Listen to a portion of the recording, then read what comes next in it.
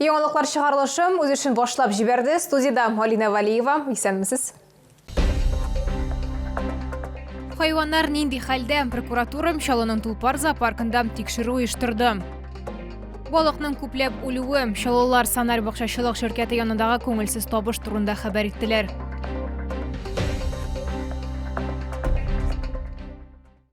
Татарстанда соңгы тәүлектә COVID-19 коронавирус инфекциясы юктыруның 244 яңа очрагы ачыкланган. Шуларның 39-ы 18 яшькә кадәр булганы балалар, 55 кеше хастаханәгә салынган. Иң күп авыручылар Казанда 109 кеше һәм Чаллыда 24 кеше. Шулай итеп 21 апрельгә Татарстан буенча коронавирус белән авырның барлыгы 142 596 очрагы билгеле. Аларның 136 470 терелгән, 245 узган тәүлектә. Чаллылар хуҗасы этләр өчен генә түгел, Тулпар ат спорт мәктәбендәге хайваннар өчен дә борчыла. Авыр йөрүшем, диет төшерелгән видео язма шәһәрдәшләрне битараф калдырмады. Хәер, әлеге видео прокуратура хезмәткәрләрен дә кызыксындырды. Күзәтчелек ведомствосы хезмәткәрләре профильле ведомство белгечләрен җәлеп итеп ат спорты мәктәбендә тикшерү оештырды. Тулырак мәгълүмат киләсе материалда. 24 яшьлек Билянка исемле дөя үзен борчуганы яратмый. Ул инде карт әби дип аңлата хезмәткәрләр. Җанҗаллы видео автор нәкъ менә аны йөргән вакытта төшергән. Зоопарк ветеринары хайванда артрит һәм аңа йөрергә авыр дип аңлатты. Мы по требованию закона должны любое животное содержать до его естественной смерти. Мы о нем заботимся, кормим, поем, лечим. Она просто как престарелый человек, она еле передвигается. Мы ее выводим на прогулку. На прогулке она еле ходит, но ее надо прогуливать для того, чтобы хоть какой-то мацион у нее был. Һәм әлбәттә туклану рационында витаминнар, минераллар мәҗбүри дип бирде эшләүче хезмәткәрләр. Это для всех сено, которым кормят животных. Это и для верблюдов, и для лошадей. Не гнилое, очень хорошее сено. Вон, даже зелененькое. От спорты мәктәбе белгечләре аңлатканча, 1 ел элек алар биргә килүчеләрне кабул итүдән туктаган. Хәзер монда авыл хуҗалыгы хайваннары гына асрала. Әйтик, бүрләр Чувашиягә, арысланнар Песигорск зоопаркына, буланнар Түбән Кама районына күчерелгән. Мәктәптә козлар, страуслар, атлар һәм 2 дөя генә калган. Говорить о том, что есть ли нарушение или нет, сейчас преждевременно. В любом случае, прокуратурой города подобная информация, как и ранее, так и сегодня будет проверяться. В том числе нами направлено поручение проведения проверки в Министерство Россельхознадзора. Россельхознадзор хезмәткәрләре Тулпар от спорты мәктәбендә хайваннарның нинди шартларда тотылуын тикшерәчәк. Бер айдан соң тикшерү нәтиҗәләре билгеле булачак. Лилия Гатина, Илмира Гайнетдинова, Ленар Султанов, Яңалыклар.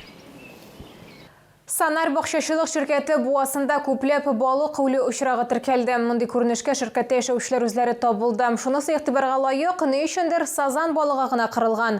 Проблема турында Лилия Хабибҗанова дәвам итә. Вообще я в шоке. Первый раз это было. Мондый күренештән чәчләр үрә тора ди Динар Зиннатуллин. Санар бакчасында күпме торып, мондый хәл беренче тапкыр. Буа яр буе үле балык белән тулы. Тут нет такого, что выбросы какие-то там, что-то здесь, гадят, такого нет. А сейчас как тут рыбачить, как рыбу ловить? Будешь кушать, траванешься тоже так же. Вот так ляжем. Биредә яшәүчеләр балыкларның күпләп кырылуына кеше гаебе булырга мөмкин дип фаразлый. Якында гына завод та бар. Суга агылу матдә эләгүе дә ихтимал. Моннан тыш балыклар кислород җитмәү аркасында үләргә мөмкин. Кыш быел узын булды, боз катламы да калын иде. Әмма фаҗиганың төгәл сәбәбен белгечләр ачыклаячак. На месте сотрудниками отдела обеспечения экологического надзора проведены отборы проб природной воды на факт химического загрязнения. Специалистами рыбнадзора изъяты образцы погибшей рыбы для определения причины. Барлыгы 600-дән артык балык үлгән. Шунысы игътибарны җәлеп итә. Бөтенесе дә диярлек сазан балыгы. Югыйсә буада алабуга, табан балыклары да бар. В связи с паводковыми мероприятиями производились сбросы в некоторых прудах выше. Возможно, эта рыба оттуда попала. То есть сегодня вот информация такая поступила, тоже мы изучаем, потому что местные жители действительно говорят, что таких крупных экземпляров никогда там они не видели. Поэтому это тоже изучается. Белгечләр әйтүенчә, экспертиза нәтиҗәсе шушы көннәрдә билгеле булырга тиеш. Күпләп балык үлүенә нәрсә сәбәпче булган һәм әлеге буада балык тотарга ярыймы юкмы икәнен дә әйтәчәкләр. Лилия Хабибҗанова, Ленар Султанов, Яңалыклар. Әгәр сезнең дә бер тұрған проблемагыз яисә шатлыклы хәбәрегез булса, безнең редакциянең кайнар элемтә телефонына шалтыратыгыз 51 31 31 номеры тәүлек буена эшли. Хәбәрләрегезне WhatsApp аша да юллый аласыз. Фото һәм видеоларыгызны 8939 311 31 31 номеры буенча көтеп калабыз.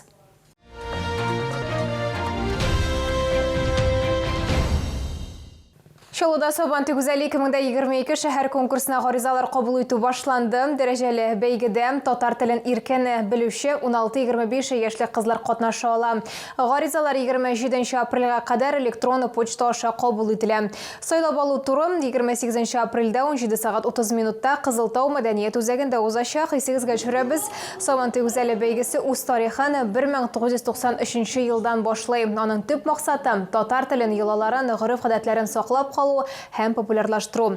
26 ел дәвамында бәйгедә 1000-нән артык кыз катнашты. Бу вакыт эчендә чарада Татарстан күп кенә йолдызлары, Татарстан Республикасы шәһәрләре һәм районнары башлыклары, ерак һәм якын чит ил вәкилләре, шәһәр советы, Россия Федерациясе һәм Татарстан Дәүләт Думасы депутатлары кунак булдылар. Белешмәләр өчен телефон 8953 406 15 77.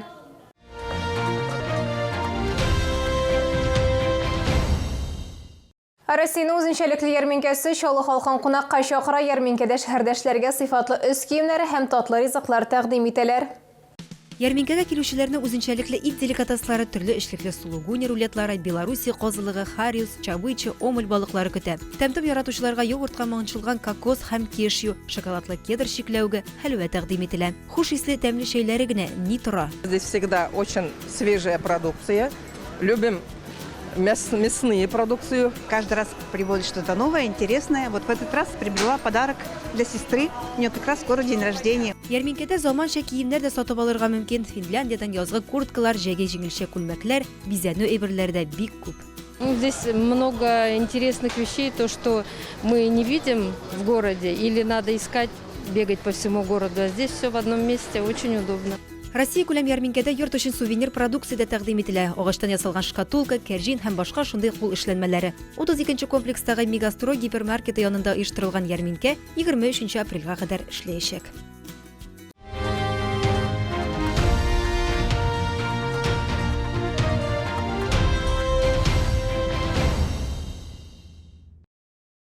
Иртәгә изге Рамазан аеның 21-нче көне сәхәр ашауны төнге 1 сагать 24 минутка кадәр төгәлләргә кирәк, кичкә 7 тулырга 10 минут кала авыз ачу вакыты.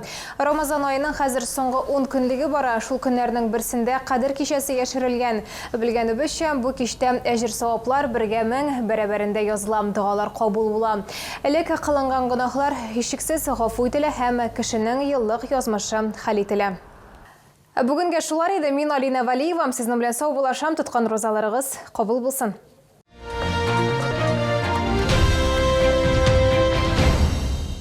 Санаторий Шифалы-Суйжминвода предлагает программу для лечения и профилактики хронических заболеваний дыхательной системы «Свободное дыхание». Повышайте иммунитет и укрепляйте противовирусную защиту организма. Приглашаем на зеленую неделю саженцев, рассады и инвентаря с 27 апреля по 1 мая. Выставочный центр «Экспокама». Аттестованная и аккредитованная лаборатория ООО «Аттестационный пункт «Надежность» проводит механические испытания, металлографический и химический анализ металла, определение марки стали. Телефон 70 76 20.